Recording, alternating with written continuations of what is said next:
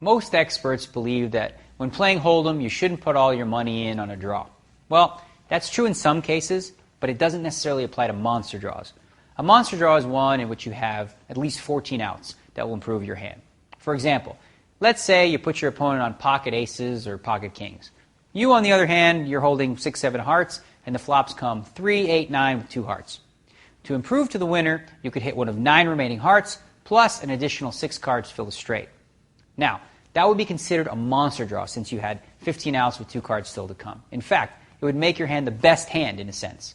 Not in the traditional sense, since 7 high doesn't beat a pair of aces, obviously, but your hand will win the pot more often than the aces will. In fact, it's actually a little over 56% of the time that your monster draw is going to win the pot.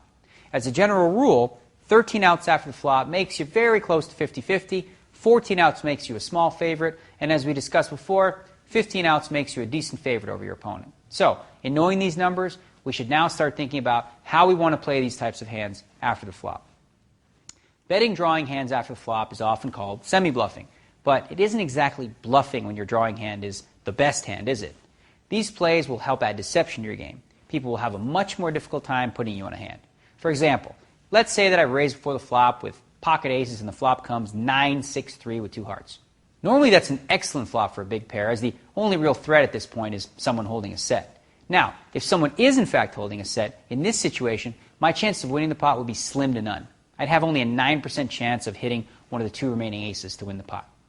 So what then would I do if a very tight player goes all in against me on a flop like that? Well, if my opponent is super tight, I'd probably have to fold my aces, and that would be the right play. What if I was playing against a player who I know will push big draws, though? What would I do then? Playing my aces against an opponent like that would be much more difficult. While it's easy to put a tight player on a set and fold, I might be more likely to call a looser player who raises me. You want that loose, deceptive image. That way, when you do flop a set, your opponents may give you action thinking you might be raising with one of your monster draws. It's also important to note that you should make your aggressive bet on the flop and not wait for the turn. The reason being is that your odds to win the hand with only one card to come decrease significantly. A hand with 15 outs after the flop is a 56% favorite. But if you don't improve on the turn, that number would drop all the way down to 34%.